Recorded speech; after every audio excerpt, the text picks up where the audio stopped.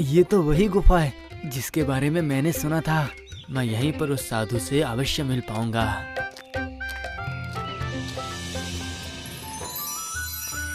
ये रहे, ये वही संत पिता हैं।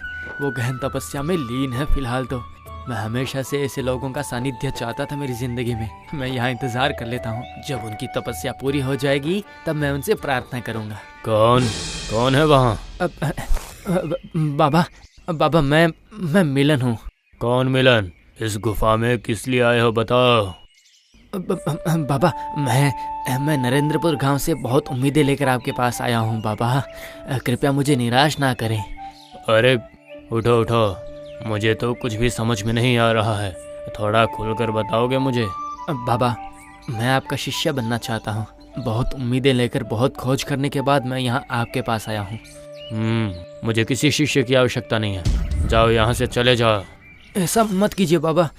मुझे तंत्र विद्या, पूजा, होम, यज्ञ में बहुत रुचि है बाबा, बहुत रुचि है। मैं आपसे ये सब सीखना चाहता हूँ बाबा। कृपया मुझे अपना शिष्य बना लीजिए बाबा, दया करके। इतनी कम उम्र में साधु क्यों बनना है? क्या तुम्हारे माता पिता, परिवार सब सहमत होंगे? बाबा मेरा कोई परिवार नहीं है। पिताजी की मृत्यु मेरे जन्म से पहले ही हो गई थी और कुछ साल पहले मेरी माताजी का भी निधन हो गया। बाबा मुझे अपने चरणों में रख लीजिए ना बाबा। तुम चाहो तो रह सकते हो, लेकिन मैं तुम्हें शिष्य नहीं बनाऊंगा।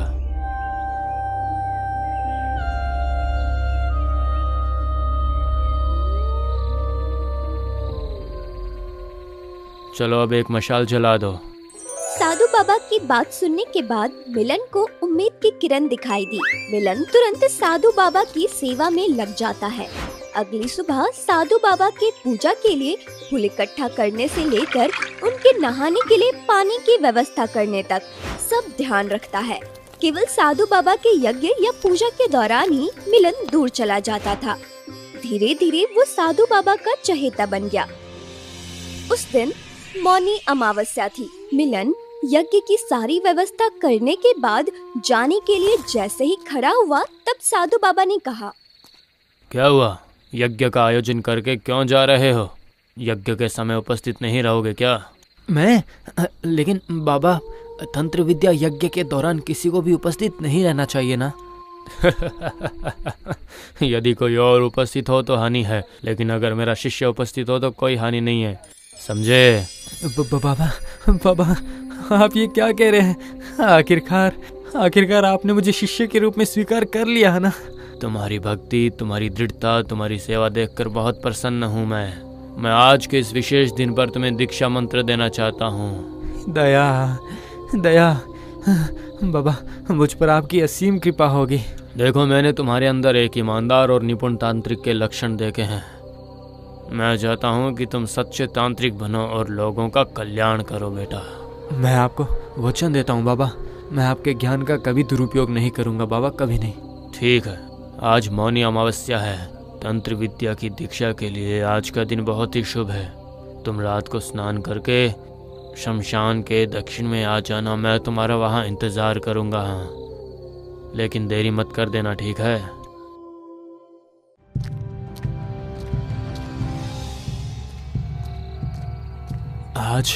आज मेरे जीवन का सबसे महत्वपूर्ण दिन है। हाँ, मैं शमशान तक तो आ गया, लेकिन बाबा कहीं भी दिखाई नहीं दे रहे मुझे।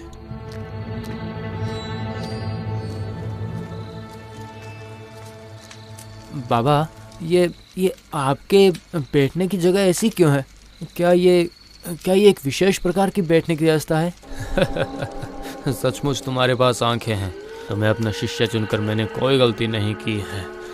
ये विशेष प्रकार की बैठने की जगह है। पता है इसे क्या कहते हैं? क्या बाबा? इसे कहते हैं पंच मंदिरासन। यहाँ बैठ के साधक को सिद्धि प्राप्त होती है। हाँ, लेकिन ये आसन कोई सामान्य तांत्रिक नहीं बना सकता है बेटा, समझे? अच्छा, लेकिन बाबा इसे बनाया कैसे जाता है बताइए? वो तो बहुत मुश्किल प्रक्रिया है। मैं तुम्हें सब सिखा दूंगा। एक दिन तुम भी बहुत महान तांत्रिक बन जाओगे बेटा। आओ अब सामने आसन पर बैठो। आओ। जैसा आप कहें बाबा। अब बताइए। ये पंच मंदिरासन 5 सिरों से बनता है।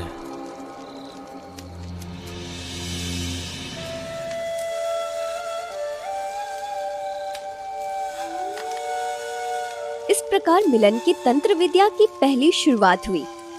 काफी समय बीत गया। मिलन बड़ी लगन और एकाग्रता से साधु बाबा से तंत्र साधना करता रहा। इसके बाद लगभग 5 साल बीत गए। एक दिन साधु बाबा ने मिलन को बुलाया और कहा, मिलन, तुम मेरे साथ इस छोटी सी कुटिया में और कितने साल रहोगे बेटा? देखो, अब तुम एक योग्य तांत्रिक बन गए हो बेटा। लोगों के बीच जाओ और अपने ज्ञान का उपयोग लोगों की भलाई के लिए करो। लेकिन बाबा, इस उम्र में मैं आपको अकेला कैसे छोड़ सकता हूँ? नहीं, मैं नहीं जाऊँगा। मेरे बारे में इतना मत सोचो। मैं ठीक हूँ। तुम जाओ और हमेशा सही रास्ते पर ही चलना बेटा। तब जाकर भगवान तुम्हारा साथ देंगे।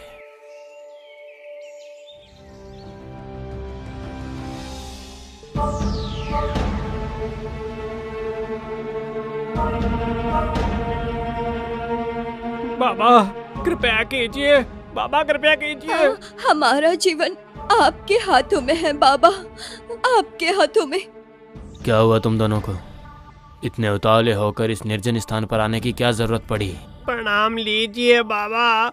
हम दोनों पति पत्नी शीलापुर से आपके पास आए हैं। अच्छा ठीक है, बताओ समस्या क्या है? समस्या हमें नहीं है बाबा, समस्या हमारे घर में है। वो कुछ दिनों से हमारे घर में बहुत अजीब अजीब सी चीजें हो रही है बाबा। अजीब चीजें मतलब क्या है? क्या हो रहा है? अचानक कमरे में किसी की हंसी की आवाज सुनाई देती है। सोते समय ऐसा लगता है कि कोई मेरा बिस्तर खींच रहा है। और एक दिन आधी रात को मेरी आंख खुली और मैंने देखा कोई मेरा चेहरा देख रहा है। बाबा जी वो बहुत भयानक था बाबा जी। और कुछ? मतलब क्या घर में से तेज गंध आ रही थी तुम दोनों को? हाँ, कुछ दिनों से हमारे घर से मछली की गंध आ रही है बाबा। कभी कभी तो पायल की छन छन की आवाज पूरे घर में गूंजती है। और कल जो हुआ है बाबा, वो क्या हुआ था? कल रात को रुमा, इतनी रात को रुमा गई कहाँ? रुमा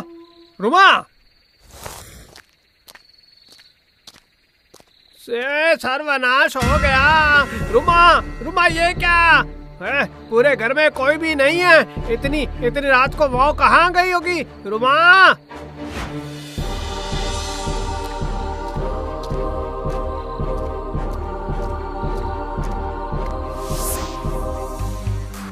ये तो रुमा की पायल है।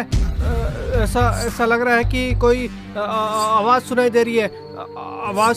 आवाज तो मेरे घर के पीछे से आ रही है। जाकर देखता हूँ। रुमा, आंखें खोलो, अपनी आंखें खोलो। रुमा, आंखें खोलो। हाँ, मैं अरे रुमा, तुम यहाँ कैसे आ गई? क्या हुआ था? मुझे लेकिन कुछ भी नहीं पता है। मुझे ऐसा लग रहा था कि कोई मुझे मेरे नाम से बुला रहा था और मैं उठकर बाहर आ गई। बस इसके बाद मुझे कुछ भी याद नहीं है। समझ गया। लेकिन किसी भी फैसले पर पहुंचने से पहले मैं एक बार तुम्हारे घर जाना चाहूंगा। बेशक बाबा, ये हमारा परम सौभाग्य है। मैं तुरंत ही आपके प्रस्थान की मेरे घर के लिए व्यवस्था करता हूँ।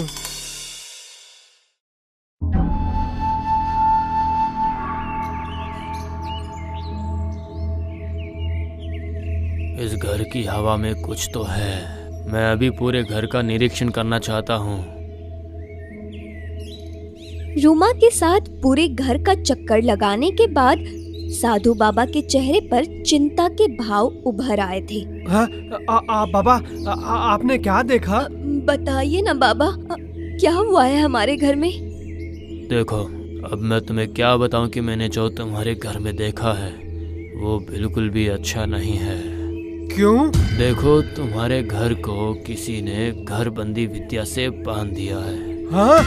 मतलब क्या है? मुझे कुछ समझ नहीं आ रहा है बाबा। तुम्हारे किसी शत्रु ने तुम्हें हानि पहुंचाने के लिए घरबंदी कर दिया है। इसलिए अशरीरी आत्माएं हर समय तुम दोनों पर नजर रख रही है। कौन हमें नुकसान पहुंचाने की कोशिश कर रहा है बाबा? तुम बताओ। हाँ बाबा, मेरे पति का भाई। क्या कह रही हो रोमा? लेकिन इतना बड़ा नुकसान? देखो, अगर कोई दिक्कत ना हो तो तुम मुझे इस बारे में खुल के बता सकते हो क्या? दरअसल मेरी और बड़े भैया की उम्र में काफी अंतर है, इसलिए मेरे पिता की मृत्यु के बाद मेरे नाबालिग होने का फायदा उठाकर मेरे बड़े भैया ने मेरे पिता की सारी संपत्ति अपने नाम कर ली है।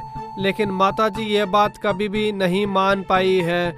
इसलिए जब मैं बड़ा हुआ तो मेरी माँ ने हिस्से की संपत्ति मेरे नाम कराने की कोशिश की, लेकिन मेरे बड़े भैया ने इसके लिए साफ मना कर दिया था। माँ, मैंने सुना है कि आपने सारी जायदाद मेरे भाई का नाम कर दी है। हाँ, सही सुना है तुमने। देखिए, ये मत भूलिए कि आपकी संपत्ति में मेरा भी बराबर का हिस्सा है। आप ये नहीं कर सकते हो। रामू, अभी मत भूलो कि तुम्हारी माँ अभी जिंदा है। अब मैं श्यामू को वंचित तो करूँगी नहीं। अगर तुम्हें मेरी संपत्ति में हिस्सा चाहिए तो तुम्हें रामू को उसमें बराबर का हिस्सा देना होगा। कोई सवाल ही नहीं उठता। ये घर, तालाब सब मेरा है, सिर्फ और सिर्फ मेरा।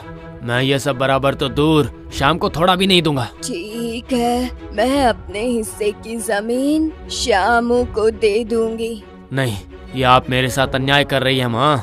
नहीं। क्यों? तुम सब कुछ लेकर आराम करोगे और बेचारा श्यामू बेसहारा रह जाएगा। नहीं, मैं अपने हिस्से की संपत्ति श्यामू को देती हूँ। आप ये ठीक नहीं कर रही है माँ, बिल्कुल भी ठीक नहीं कर रही है। जब माँ ने अपने हिस्से की जमीन मेरे नाम कर दी तब मैं उस जमीन पर रह रहा हूँ, लेकिन बड़े भाई मुझे कभी भी बर्दाश्त नहीं कर पाते थे वो, और वही हमें कई तरह से ठेस पहुंचाते रहते हैं। और तुम्हारी माँ? माँ की 2 साल पहले ही मृत्यु हो गई। मुझे पता है कि मेरे बड़े भैया को मुझसे जलन होती थी, लेकिन उन्होंने कुछ दिन पहले ही मुझे बताया। नहीं छोड़ूंगा, मैं तुम्हें नहीं छोड़ूंगा।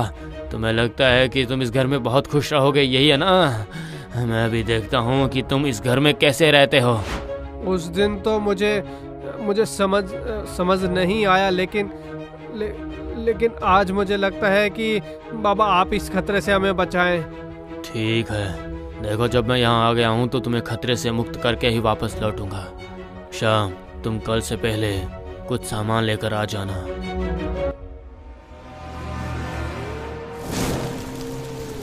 रिंग रिंग क्रिंग गुरु फट, घर में जितनी बुरी आत्माएं हैं दूर भाग जाओ झटपट। रिंग रिंग क्रिंग गुरु फट, घर में जितनी बुरी आत्माएं हैं दूर भाग जाओ झटपट।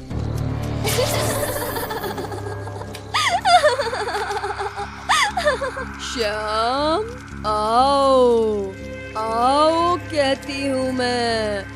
हाँ, आता हूँ, अभी आता हूँ। नहीं श्याम, थोड़ा सा भी मत हिलना। यह सब तुम्हें आकर्षित करने की तरकीब है। कोई है? जाओ, भागो यहाँ से, जाओ।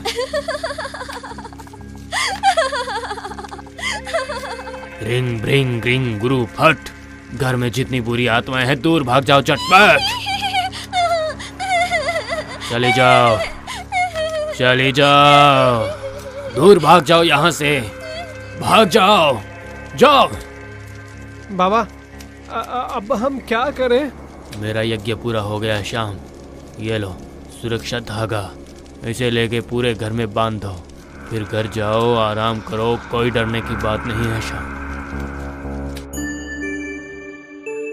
बाबा, आप महान हैं, आप धन्य हैं, महान हैं। अरे अरे, तुम क्या कर रही हो? क्या हुआ है? उठो। प्रणाम बाबा। कल के यज्ञ के बाद कोई दिक्कत नहीं हुई हमें। हम रात को बिना किसी रुकावट के चैन से सो पाए थे बाबा। ये सब आपके वजह से हुआ है बाबा, सब आपके वजह से हुआ है। अगर आप नहीं होते तो पता नहीं क्या होता। याद रखना माँ कि भगवान हमेशा साथ है हमारे। उनके रहते हुए डरने की कोई बात नहीं। अब तुम सुरक्षित हो, मैं चलता हूँ।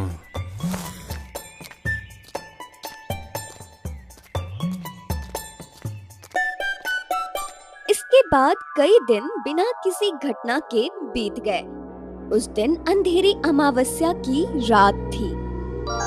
रात को खाना खाने के बाद श्याम और रूमा जैसे ही बिस्तर पर सोने गए, तभी उन्हें घर के अंदर किसी के चलने की आवाज आई। सुनिए जी, ऐसा लग रहा है जैसे कोई चल रहा है। कौन है वहाँ पर? नहीं, ये नहीं हो सकता। साधु बाबा ने तो कहा था कि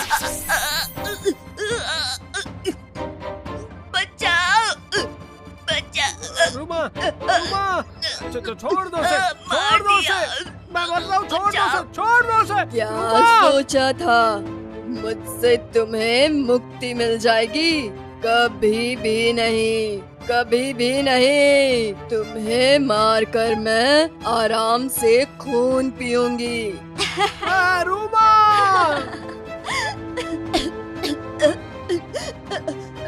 ये मुझे मार डालेगी, मार देगी ये मुझे। मैं नहीं बचूंगी। ये क्या हो रहा है? क्या है ये सब? जी, क्या है? मेरा डर से दम निकला जा रहा है। अब क्या होगा जी? क्या होगा?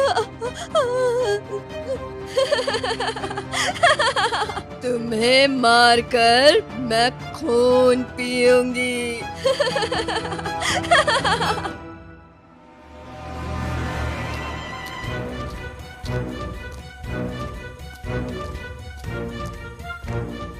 क्या हुआ है? क्या हुआ है श्याम? तुम दोनों इतने डरे हुए क्यों दिखाई दे रहे हो? बाबा सब नाश हो गया बाबा। सब खत्म होने जा रहे हैं बाबा, सब खत्म होने जा रहे हैं। क्या मतलब? क्या फिर से कोई परेशानी है? वो सिर्फ पहले की तरह उपद्रव नहीं बाबा, इस बार तो वो भयानक आत्मा हमें नहीं छोड़ेगी। नहीं छोड़ेगी, वो हमें मार देगी। ये सब तुम क्या कह रहे हो? ये कैसे संभव है? बाबा वो तो अब तक हमें डराती थी, लेकिन उसने तो हमें अभी मारने की कोशिश की है। ये क्या संकेत है बाबा? इतने बड़े योग्य होने के बाद भी आखिर ये सब हो क्या रहा है बाबा? बताइए ना आप ही बाबा। अब तक मैं ये सोच रहा था कि ये कोई साधारण तांत्रिक की शैतानी है, लेकिन अब लगने लगा है कि ये कोई सिद्ध तांत्रिक है। अचानक ही कोई अज्ञात शक्ति साधु बाबा को आकर्षित करने लग गई।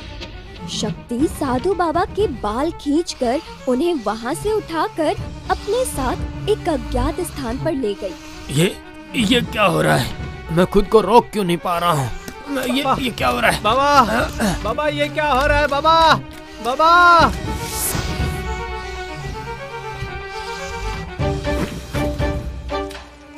साधु बाबा को ना देखकर यज्ञ के सामने बैठे एक तांत्रिक ने खुश होते हुए कहा, बेताल ने मेरा काम कर दिया।